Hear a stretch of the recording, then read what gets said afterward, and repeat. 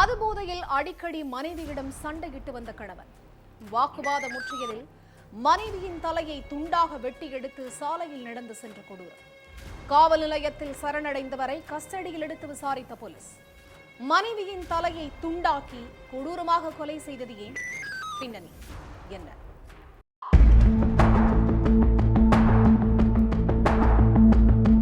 கோர்பா பகுதி சாலையில பொதுமக்கள் போறதும் வரதுமா இருந்திருக்காங்க. அப்போ அதே பகுதியை சேர்ந்த சலிக் கிராமங்கிற நபர் ஒரு கையில மனைவியோடைய தலையையும் இன்னொரு கையில அருவாளையும் வச்சுக்கிட்டு ரோட்ல சுத்திக்கிட்டு இருந்தாரு. இத பார்த்த பொதுமக்கள் திகச்சு போய் நின்னு இருக்காங்க. அடுத்து அவரே தலையையும் அருவாளையும் ஒரு பிளாஸ்டிக் பையில போட்டுக்கிட்டு அதை அங்கேயே வச்சுட்டு நேரா போலீஸ் ஸ்டேஷனுக்கு போயிட்டு, சார், என் மனைவிய நானே அருவாளால வெட்டி தலைய துண்டாக்கி கொன்னுட்டேன்னு சொல்லி சரணடைஞ்சிருக்காரு. இத பார்த்து அதிர்ந்து போன போலீஸ் சலிக் கிராம கஸ்டடியில எடுத்து விசாரிச்சாங்க. அதுலதான் பல பகீர் தகவல்கள் வெளியாகி இருக்கு. சத்தீஸ்கர்ல உள்ள கோர்பா பகுதியை சேர்ந்தவர் சலிக் ராம். இவருக்கும் சைத் கன்வருங்கிற பொண்ணுக்கும் பல வருஷங்களுக்கு முன்னாடி கல்யாணம் ஆகி இருக்கு. கல்யாணமான புதுசுல நல்லபடியா மனைவி கூட வாழ்ந்துகிட்டு இருந்த கணவன் அதுக்கு பிறகு வேண்டாத சேர்க்கையால மது போதைக்கு அடிமையாயிட்டாரு. இதையடுத்து டெய்லி வேலைக்கு போற கணவன் மது போதையில தான் வீட்டுக்கே திரும்பி வருவாராம். அதனால கணவன் மனைவிக்கு நடுவுல பயங்கர பிரச்சனை ஏற்பட்டிருக்கு. அது மட்டும் இல்லாம போதையில வீட்டுக்கு வர்ற கணவன் மனைவியை போட்டு அடிச்சு சித்திரவதை பண்ணியிருக்காரு. இதனால மனைவி நிம்மதி இல்லாம வீட்டுல இருந்திருக்காங்க. அதையடுத்து சரியா வேலைக்கு போகாத கணவன் மதுவே கதின்னு வீட்டுல இருந்திருக்காரு. இதனால ஆத்திரப்பட்ட மனைவி, எதுக்கு வேலைக்கு போகாம இப்படி குடிச்சிட்டு இருக்கீங்க?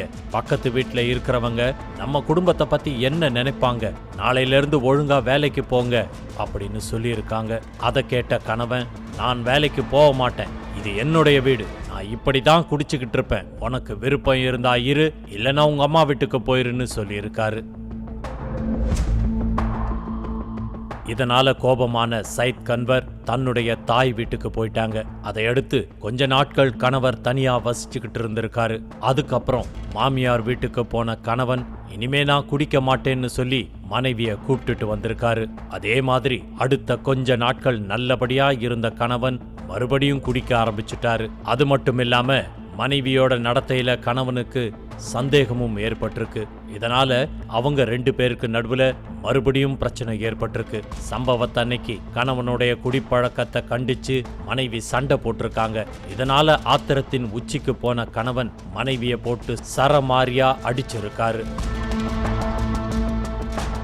அதை அடுத்து மது போதையில என்ன செய்யறோன்னு தெரியாம அருவாளை எடுத்து மனைவியோடைய தலைய துண்டா வெட்டி எடுத்து துடிக்க துடிக்க கொன்னுட்டு தலைய ஒரு கையில வச்சுக்கிட்டு அருவாளை இன்னொரு கையில வச்சுக்கிட்டு ரோட்ல நடந்து போயிருக்காரு. பிறகு தலையையும் அருவாளையும் ஒரு பிளாஸ்டிக் கவர்ல வச்ச அந்த கொலையாளி சடலத்தைய ரோட்ல தூக்கி வீசிட்டு காவல் நிலையத்துல போய் சரணடைஞ்சிட்டாரு. விசாரணையோட முடிவுல எல்லா உண்மையையும் தெரிஞ்சுக்கிட்ட போலீஸ் சலிக் ராம அரெஸ்ட் பண்ணி சிறையில அடைச்சிட்டாங்க.